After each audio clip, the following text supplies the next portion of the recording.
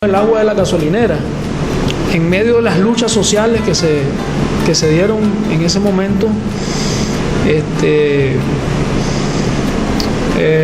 pues se presentaron situaciones ahí de desesperación, pues, ¿me entendés?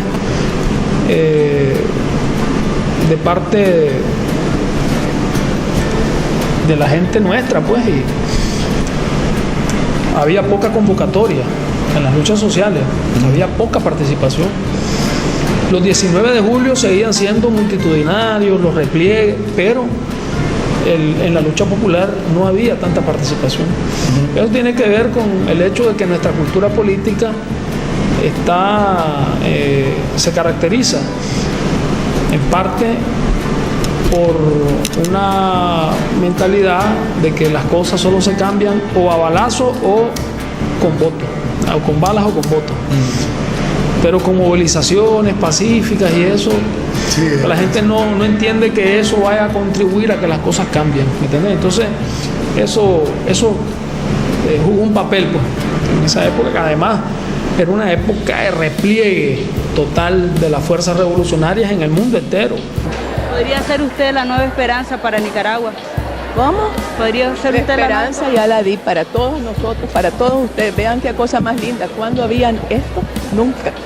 Yo me siento muy contenta que dejé este país en libertad, con libertad de prensa.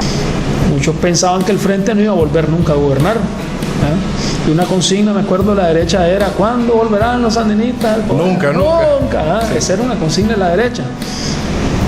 Y nosotros ahí estábamos, pues, dando la batalla. Al revés, creo. Voy a contar una experiencia, y es que en el 90, en el departamento de León, el Frente perdió 8 de las 10 alcaldías. 8 de las 10 alcaldías. Cuando los actuales renovadores estaban mandando en el Frente en León. Se perdieron 8 de 10 alcaldías. Se perdieron en el 90. Y León, el municipio, lo ganamos a duras penas en el 90. ¿Ah? Siendo León, además, pues. En el 90. Un bastión. Correcto. Ya en el 96, bueno, yo asumo la Secretaría Política en el 94, a finales del 94. Entonces me toca el 95 y viene la campaña del 96 en medio de jornadas de lucha, tranques, barricadas, mitines, quemas de llanta, carceleadas, ¿entendés? Y la lucha ideológica, donde a nosotros se nos tenía como los trogloditas ortodoxos, pone bombas, ¿ah? Y todo lo que se les ocurría decirnos, ¿verdad? Y en medio de eso, incluso hubo gente dentro del Frente que consideró que yo no debía seguir al Frente, porque tenía mucho color de radical, de incendiario, ¿entendés? De terrorista. Sin embargo, se dio el fenómeno de que las elecciones del 96, aparte de que del MRS en León, a pesar de que tenían la alcaldía, porque eso es lo otro, de las 2 alcaldías que ganó el Frente en el 90, una de ellas se nos fue al MRS, que es la de León, la de la cabecera departamental, cuando estaba Luis Felipe Pérez de alcalde. Estábamos manos arriba. El rector de la universidad se fue al MRS. Entonces, ¿con qué se quedó el Frente ahí? Sin alcaldía, sin la universidad. Incluso la directiva de la comunidad indígena de Sutiaba en aquel momento trastabillando también, ¿entendés? Entonces eso era el acabose, ¿entendés? Además son unas elecciones sucias. Sin embargo, en esas condiciones nosotros logramos preservar toda la dirigencia del Frente Sandinista en el departamento de León, aunque hubo contradicciones internas vinculadas de alguna manera con las contradicciones más grandes que se habían dado a nivel nacional. Habían compañeros que decían que no, que eso de las luchas, que había que dar otra imagen, compañeros que no se fueron al MRS, pero que sostenían ese planteamiento, que nosotros éramos muy radicales, que eso no estaba bien, que íbamos a perder las elecciones estrepitosamente. ¿Y qué pasó en el 96? En noviembre del 96, el Frente Sandinista arrasa en las elecciones en el departamento de León. Igual en Estelí. O sea, con todo y el fraude, sí, de la derecha en ese tiempo. En León ganamos 8 de las 10 alcaldías, al revés que en el 90. Ya cuando estábamos al frente, los chapiollos, los radicales, los ponebombas, los ortodoxos, los trogloditas, los vagos, que estábamos al frente en ese momento, así nos decían, ganamos las elecciones 8 de 10. Cuando en el 90 los inteligentes, los cultos, los moderados, los decentes, los sabios, los iluminados, los dueños de la verdad absoluta, que poco después traicionaron, habían perdido 8 de 10. O sea, exactamente al contrario. Entonces ganamos 8 de 10 alcaldías en el 96. Y ahí venimos avanzando hasta que ganamos las 10 alcaldías. ¿No? Y en León, quiero decirte que tenemos el orgullo de que el Frente sacó el más alto porcentaje de votaciones del 96 hasta la fecha en todas las elecciones que se han hecho en este país. Comenzamos a desarrollar una experiencia ahí en la que al cabo de algún tiempo logramos instaurar una escuela de cuadros, una escuela ideológica. No le llamábamos escuela de cuadros porque no la concebíamos como una cuestión elitista, ¿no? Sino que una escuela política de formación ideológica, una escuela de formación ideológica. Y también implementamos una política de cuadros con criterios para la selección de la gente, independientemente del método que existiera, que en el Frente han existido diferentes métodos para la selección de los dirigentes, pero independientemente del método, nosotros tratábamos de que los criterios establecidos en la política de cuadros fueran los que prevalecieran a la hora de que se definiera quiénes iban a hacerse cargo de tal o cual cosa, se convirtieran luego en mayores expresiones de fuerza, en capacidad de acción política dentro del frente, ¿no? ¿Me entendés? Y a nivel pues de la sociedad. Entonces ahí pues fue una historia que realmente tiene mucho. ¿Cómo crees vos de que historias, una historia de historias, ¿verdad? Que tiene muchas cosas que ameritan cada una de ellas toda una reflexión, pues, y toda una. ¿Por qué crees vos de que Frente pase esta crisis? ¿Cómo hizo? Para retomar su fuerza histórica, para no desaparecer, pues, en esos momentos duros, cuando las elecciones además son ganadas por fraude, pues, o sea, esto no lo sabe alguna gente hoy. Efectivamente, en el 96 hubo un fraude electoral demostrado. Toda junta que nosotros decíamos en tales y tales y tales juntas se hizo tal y tal cosa, y toditas las juntas estaban impugnadas por el Frente Sandinista, no como ahora que nos acusan de fraude y las juntas sin impugnar. Sí. Y no nos dicen con cuánto fue que ganaron.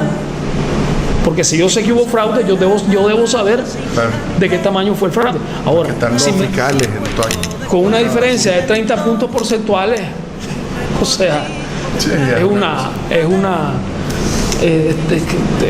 es ridículo, pues, ¿verdad? Pero en ese año, que está en duda entonces, en el 96 la diferencia fue como de 10 puntos. Sí. Incluso no nos atrevimos a decir que habíamos ganado la presidencia, sí. ¿Verdad? Fíjate que no nos atrevimos a decir eso, a pesar de todas las pruebas que teníamos, de todo lo que planteamos, de todas las boletas en los cauces. Eso era. Sí. Ahora, ¿quién tenía en sus manos el poder electoral en ese momento? El MRS. La presidenta del Consejo Supremo Electoral era del MRS. Y ahora quiere decirnos cómo se hacen las elecciones libres. Marina Zelaya. Sí, hombre, que nombró a Pozo como diputado con 300 votos. Pero es que además te voy a decir. Yo me acuerdo cuando lo nombraron en la asamblea de que fue. Que había una discusión sobre si le tocaba a él o a otro candidato del MRS. Entonces ella decidió que le tocaba a él. Bueno. Diputado de Cama era el nombre, me acuerdo de esa. Bueno, luego tenés que había una ley electoral en la cual un candidato de un partido minoritario podía ganar con 300 votos, como fue el caso del que estamos hablando. Y un candidato de un partido mayoritario necesitaba 15.000 votos para ganar. para ser diputado. Sí. No tiene ninguna lógica, ¿me entendés? O sea, además Ahora, hubo hasta una ley, o sea, puesta contra Antonio Lacayo, ¿verdad? Sí. Para que no corriera. Sí, hicieron barbaridades. Inhibieron a Pastora. Inhibieron a Álvaro Robelo. Inhibieron a Antonio Lacayo. A todo el que les estorbaba, lo inhibieron. Sí. Hicieron lo que les dio la gana con la ley, con lo que quisieron hacer. Es decir, una cuestión, y ahora ellos son los paladines de la transparencia, de la democracia representativa, no sé cuántas tonterías más. ¿Entendés? Entonces, yo me acuerdo que en ese momento hicieron unas reformas constitucionales a la medida de los partidos pequeños. Se presentó una situación ahí que siempre es importante explicarla, ¿no? Los partidos minoritarios, por obra y gracia de la democracia burguesa representativa, se habían apoderado de la Asamblea Nacional. Fíjate qué cosa más curiosa. Los partidos mayoritarios, el Frente Sandinista y el PLC, en esa época, ahora el PLC ya no es nada, pero en esa época era un partido fuerte, sí, y el FCLN, éramos los partidos mayoritarios sin lugar a dudas.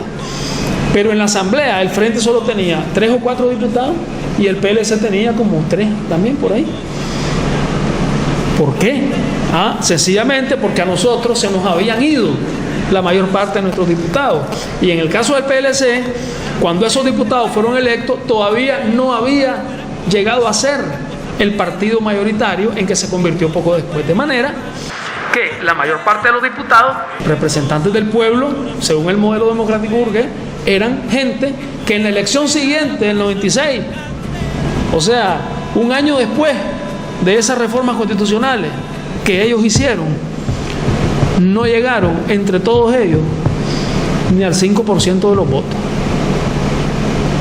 ¿Me entendés? Es decir, sin embargo, hicieron una reforma constitucional enorme, de grandes dimensiones, y no consultaron con nadie. Una constitución, o sea, reformaron una constitución que había sido hecha en el 87, en media guerra, con una infinidad de cabildos abiertos, se llamaron en esa época. O sea, una constitución que a pesar de la guerra fue hecha con gran participación popular. Ellos la reformaron, sí, siendo partidos minoritarios, sin consultar con nadie. Ahí fue donde establecieron los límites a la reelección presidencial. Sí.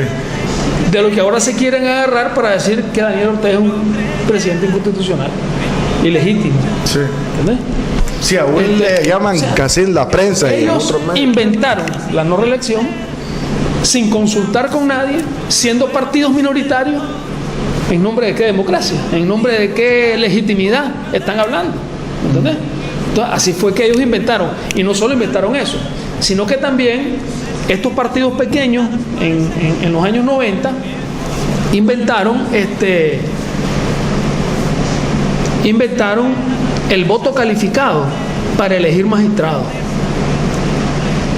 lo cual obligó al Frente y al PLC a tener que ponerse de acuerdo para elegir magistrados, porque eran los únicos después, en la elección siguiente, lo cual los que inventaron eso no lo habían previsto. En la elección siguiente ya solo el Frente y el PLC tenían los votos sumados suficientes para poder elegir magistrados.